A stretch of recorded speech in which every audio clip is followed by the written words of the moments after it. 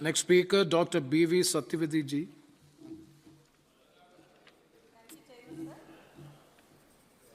Thank you very much for allowing me to participate in the motion of thanks to Honorable President's address from YSR Congress Party under the dynamic leadership of Sri Y.S. Jagan Mohan Reddy garu.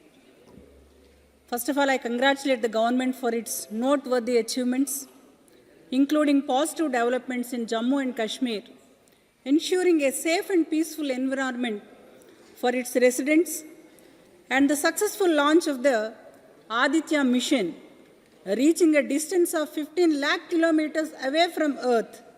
India's groundbreaking feat of placing its flag on the southern pole of Moon and opening the space sector to startups is commendable for fostering innovation.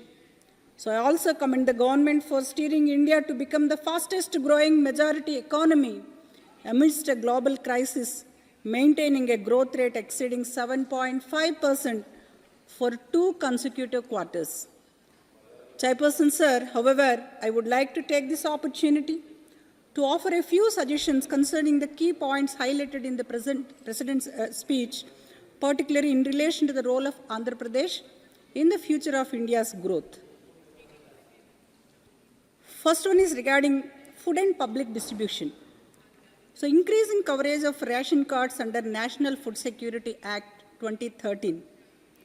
Commending the government's commendable initiative to provide free ration to 80 crore people during the COVID-19 pandemic, along with the recent extension for 5 more years, there are critical issues regarding the coverage of the center's ration cards under the National Food Security Act 2013 NFSA in Andhra Pradesh that need immediate attention.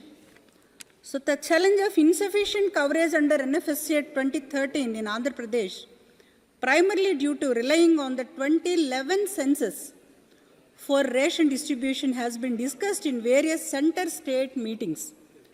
So pursued with the Department of Food and Public Distribution, DFPD and Niti Aayog, the state has issued rice cards and provided rations to over 56 lakh families, incurring a cost exceeding rupees 5,527 crores. Niti Aayog recommends reallocating unutilized quota, urging prompt action from the Ministry of Statistics and Program Implementation for a fresh household consumption expenditure survey, HCES, and comprehensive examination by DFPD. So a revision in the methodology for identifying NFSA beneficiaries and a new census are urgently requested, along with government compensation for expenses incurred in extending benefits to those excluded by the central government. This is the demand from the state of Andhra Pradesh. And the second point, Honorable Chairperson sir, climate change vulnerability.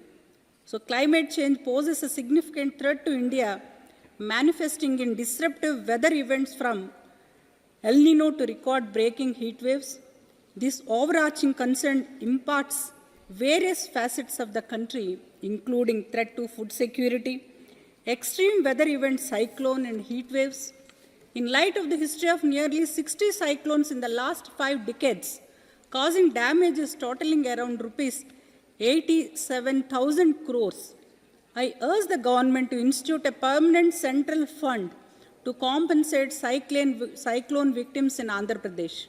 The financial support from this fund will be essential for the rehabilitating annual victims, repairing infrastructure damages, and establishing climate-resilient infrastructure and communication networks to enhance emergency response capabilities.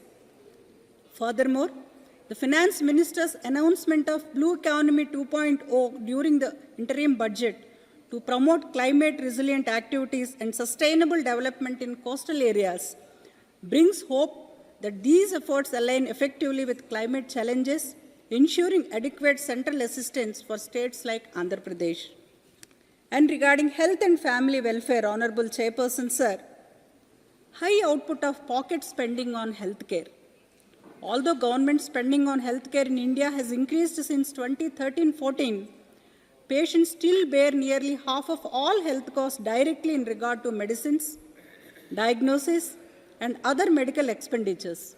In 2018-19, while 40.6% of health spending was covered by the government, 48.2% still came from patients, according to the Economic Survey 2022-23.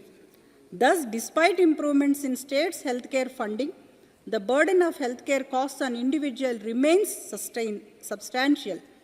On average, Indian families allocate 7.9% of their entire annual household expenditure to healthcare, emphasizing the ongoing challenge of high out-of-pocket health spending.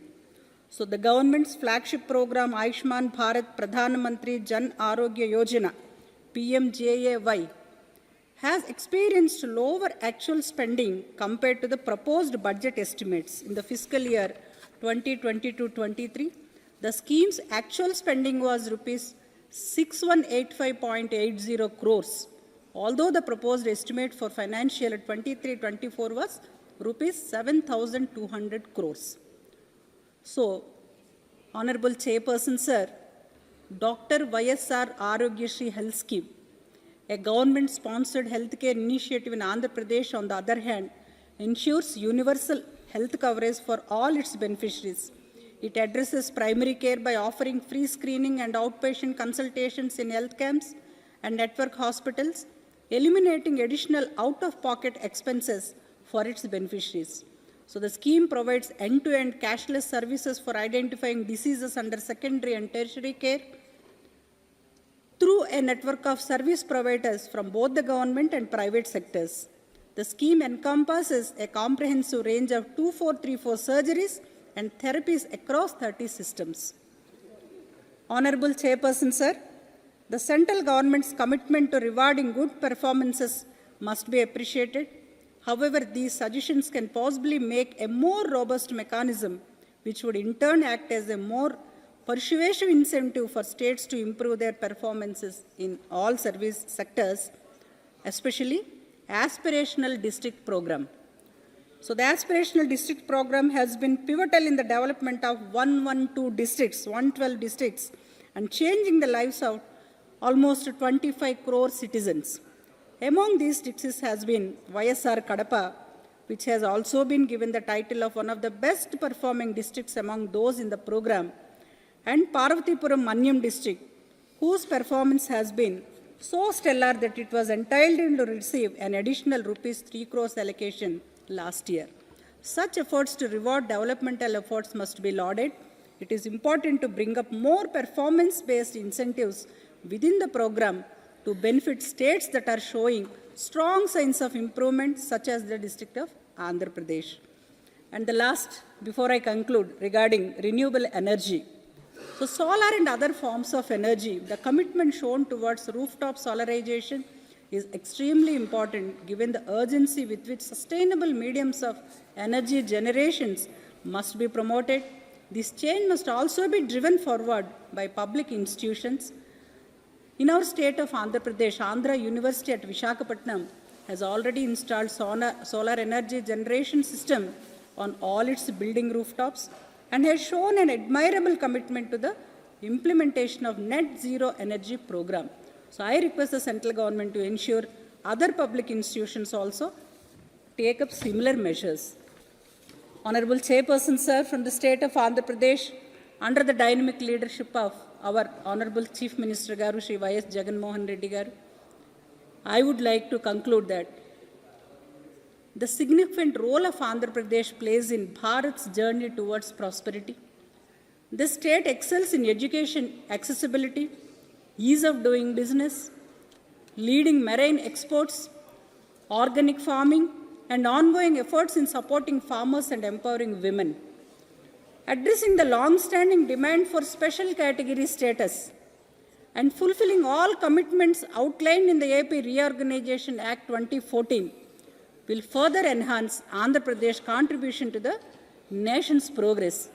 Central government's collaboration with Andhra Pradesh can be instrumental in advancing Bharat's overall development. So before I conclude, from the state of Andhra Pradesh, a Telugu orator and poet and novelist and social reformer, Gurujada Apparao garu.